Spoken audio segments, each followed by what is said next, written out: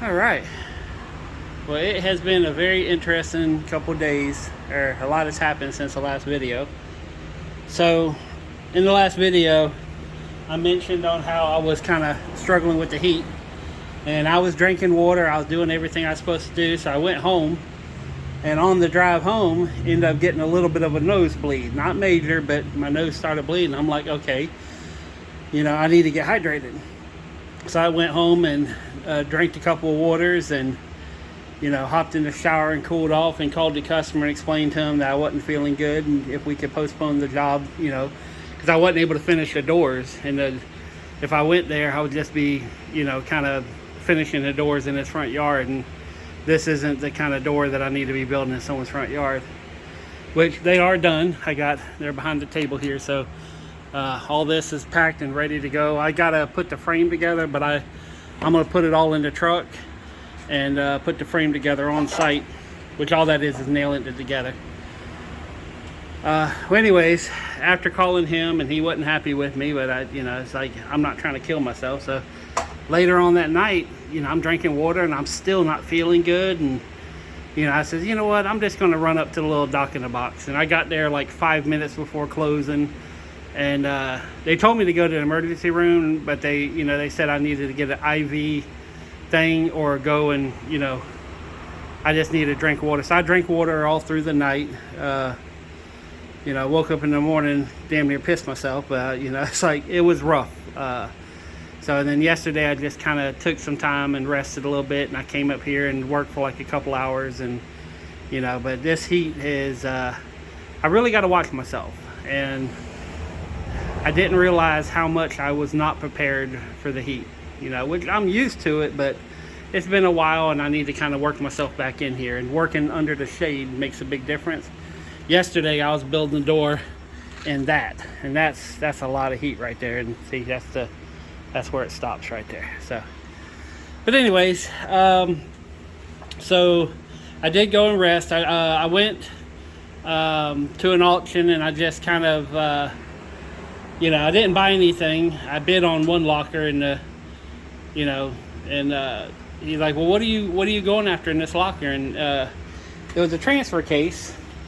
He says, I'll give it to you if you stop bidding. So I got it's an MP, I think 147 floater transfer case. I'm gonna check it out, and if everything's good on it, which it is missing the shifter piece, but I can hook that little piece right there. I can hook a pair of pliers on that and just check it and see if it engages. If it engages, then it might become a little project, or I might put it for sale for a few $100s. But they're worth a decent amount. It wasn't an MP 205, which I thought it was. But anyways, so he gave me that, and then like I said, I came up here for a couple hours and just rested and recovered, and worked on the door a little bit, and I just finished it up today.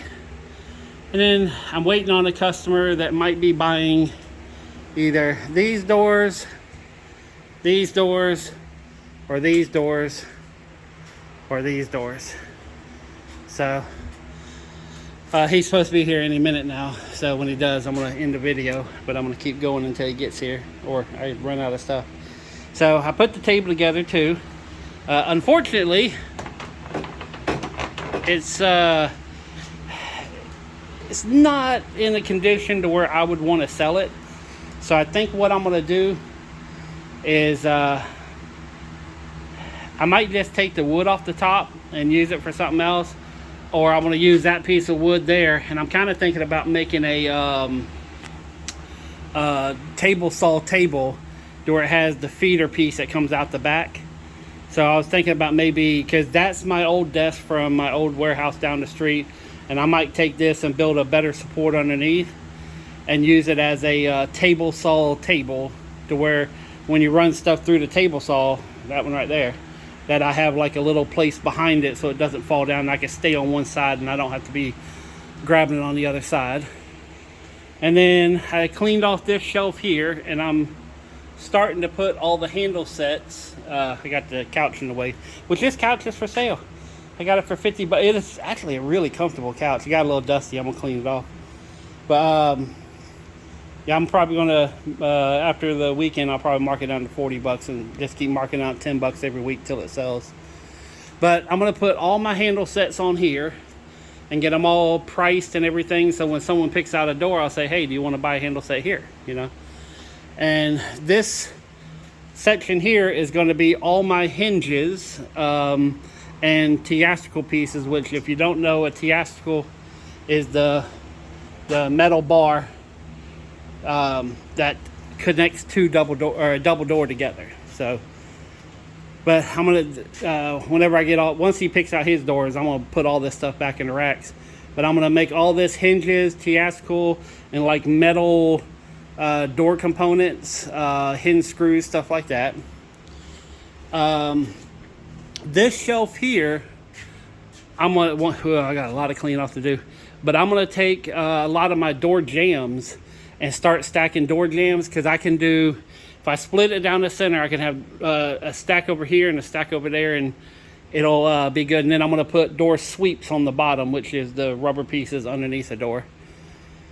So the only thing I don't have a place for is the thresholds, which I'll probably just throw them somewhere. And so these are, once I get the door jambs separated, I'm gonna put some here, and I'm also gonna have some back over here, because remember, I got 2 truckloads of door jambs. And then this section over here is going to end up being all the door tools and screws and just like general stuff that I'm going to need. You know what?